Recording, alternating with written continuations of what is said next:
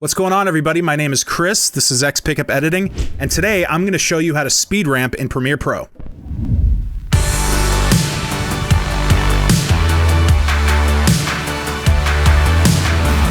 Speed ramping is one of my favorite effects to use while editing B-roll. When you do it correctly, it really adds emphasis to an edit, and it can really catch the viewer's attention. And that's what we're all trying to do, right? As editors, we're trying to catch the viewer's attention. It also has a ton of different applications. You can do it in the beginning or the end, and it can be used as sort of a transition between clips. You could do it in the middle, and it could add that little punch right in the middle of a clip. You speed it up in the middle, and you go back down to slow. I've also used it many times to sort of mimic the progressive build of whatever music track that you're editing to. However, this is only one of several ways that you can adjust clip speed in Premiere Pro. If you're interested, you can watch the video I made about it by clicking on this card right here or on the link in the description below. Let's get started. As you can see, I've already created a new sequence and I've titled it Speed Ramp Demo. I've made my settings 1080p at 24 frames per second. Go ahead and drop the clip you want to edit onto the timeline, expand your video track to see the adjustment line, or the rubber band as Adobe likes to call it. Right-click on the little effects box in the upper left-hand corner of the clip and select Time Remapping and Speed. Now you create keyframes. You can do this by using the button on your video track, or what I like to do is just use the pen tool.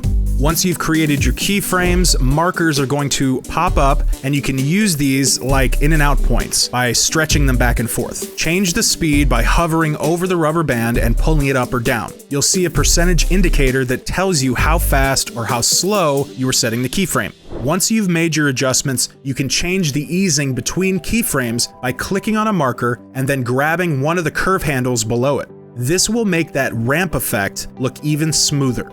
And that's pretty much it. One little trick that I like to do that kind of mimics the motion blur that you might see in a shot that was actually filmed this way. Just create a new adjustment layer, drag it onto your timeline above the clip that you're editing, go into your effects bin, type in directional blur, grab that effect, drop it onto your adjustment layer, then go up to your effect controls window, and you're gonna keyframe in this directional blur.